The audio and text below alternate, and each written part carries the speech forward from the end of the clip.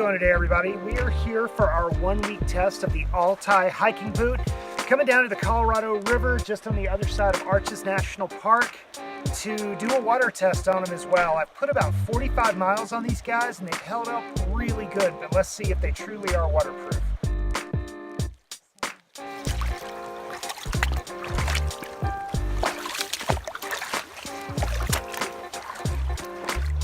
Not feeling anything yet.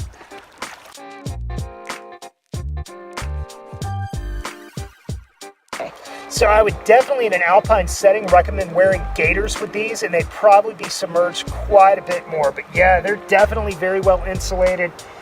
Barely even got a scratch on them. They still look like new boots, which is kind of unfortunate for me because I was hoping to trash them a little bit more than I have.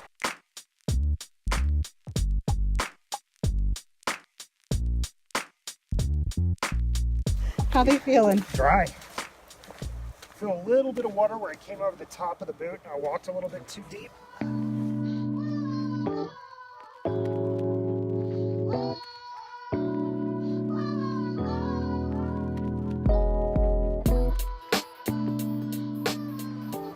Inside of the boot. Completely dry. They get a little bit cold when you're standing in the water, but not a single leak. Being completely submerged. Your sock is dry. Smell it, see if it smells like water. I don't want to smell it.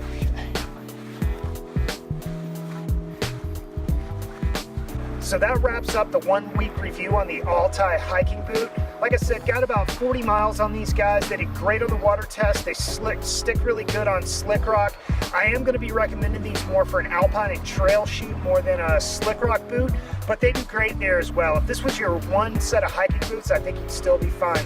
We're going to be back at the end of the month to do a 1-month review, and that's where I'll give my rating on it. Thank you very much for watching. Hit that subscribe button.